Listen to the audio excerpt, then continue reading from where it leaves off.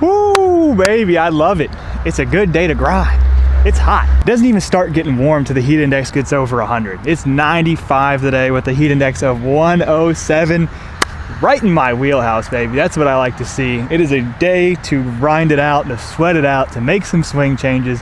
We're gonna talk a little bit about what I'm doing on my swing, but most importantly, the single biggest factor in my improvement from average guy to professional golfer over the entire last 2 years. The one thing that is more important than anything else in this journey is reps.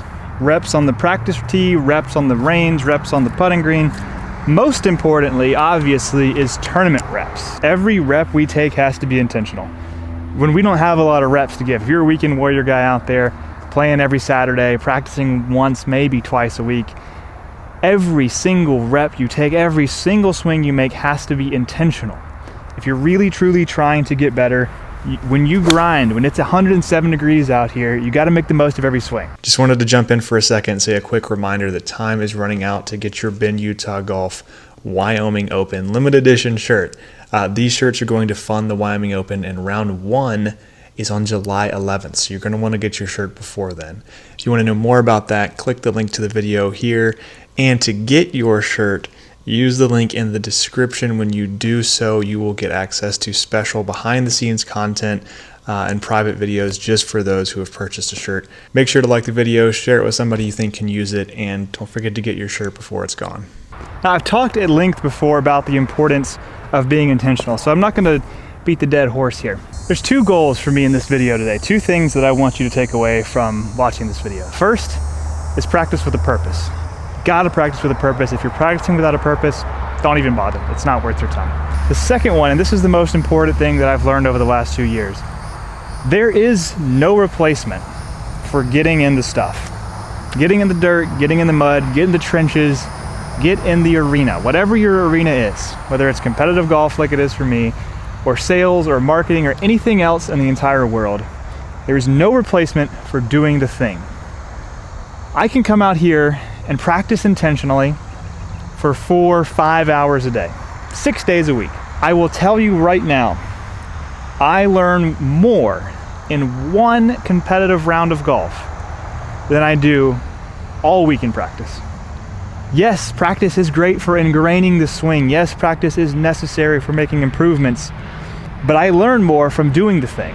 I learn more from playing in the events. And it's kind of a double-edged sword, right? Especially for what we're doing here today. We're here in this journey. Obviously, I want to be successful in this journey. Obviously, I want things to go well, and I want to ultimately win, but I also want to make a check first. We have milestones. So those things are important, but they're not more important than doing the thing, which is a long way of saying, even if you suck at it, you got to do it. And so this is what I've learned.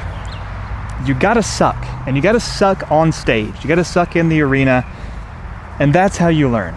There's no replacement. You just have to show up to the event. You just have to do the thing and learn in the middle of it. Because I can promise you, there is way more to learn in a tournament than there is on this practice tee. If I've done the math correct, and I usually haven't, I've played 16 competitive rounds as a professional golfer. Not 16 tournaments, 16 competitive rounds. So if you're on PGA Tour, Korn Ferry Tour, or another major tour that plays every week, I've basically played a month of professional golf compared to these guys who are on the major tours, because they play 4 rounds a week, 4 weeks in a month.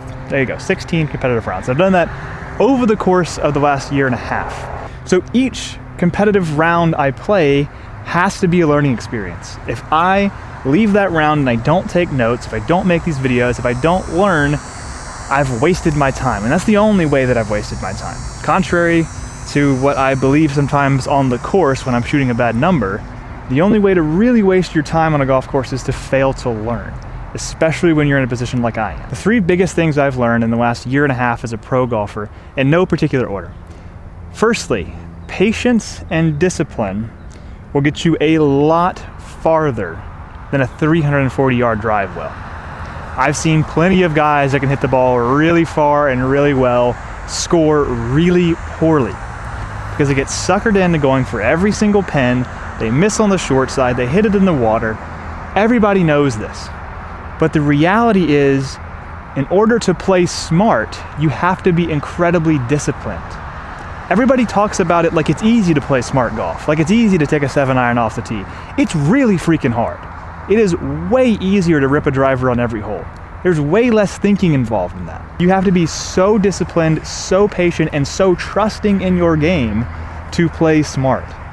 To lay up when you know you could go for it. Because in the moment, it feels like you're leaving shots on the table. In the moment, it feels like you're losing shots to the field. The more I just try to go for the middle of every green, the more I lay back instead of pushing it forward where I know it's dangerous, the better the result is. Maybe I take a 61 out of play, but I also take an 81 out of play. And I've shot my best scores ever playing pretty boring, simple golf.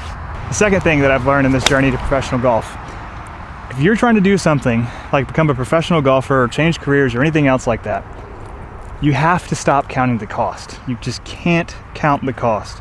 It takes what it takes. It takes being out here in 100 degrees. It takes working hard at the gym, and you have to learn to love it. One thing that I hated in high school, I hated being on the range. I hated hitting balls. I hated getting those reps we talked about. I love it now.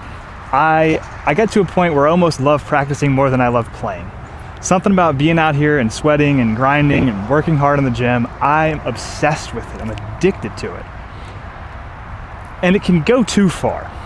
Obviously the goal is still get the ball in the hole and play in the tournament. That's the most important thing.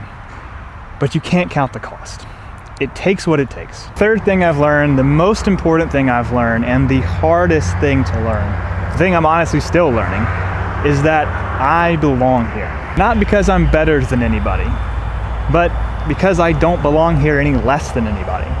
And for me, that's been really, really tough. I started this journey as a 6 or 7 handicap. I was so far off of where these other guys are.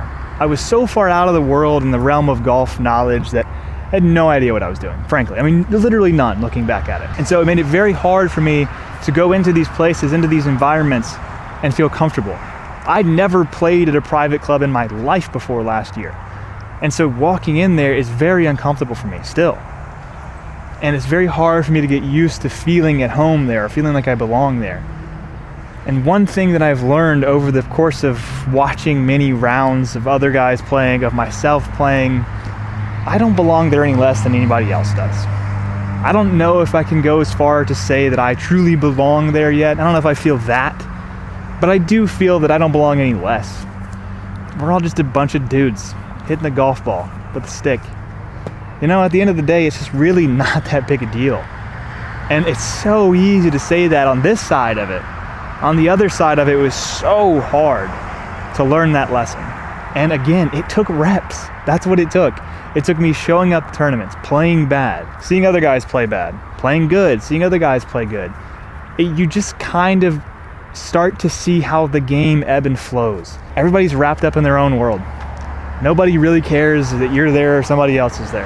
And I mean that in the best, nicest way possible. Everybody I've met has been incredibly nice. But at the end of the day, they don't care if you belong or not. You belong just as much as the next guy. So those are my big things that I've learned over the course of the last 2 years. I hope you can take away something from that in your personal life, even if you're not a golfer. Obviously the goal of this channel is to inspire everybody, not just golfers. So hopefully you can take something from this video and apply it to your life. If you can, let me know in the comments down below what resonated most with you. And if you know someone that you think would benefit from this video, share it with them, hit the like, and subscribe if you want to see the rest of my journey. Because we're going places. And I think with enough reps, we'll get there.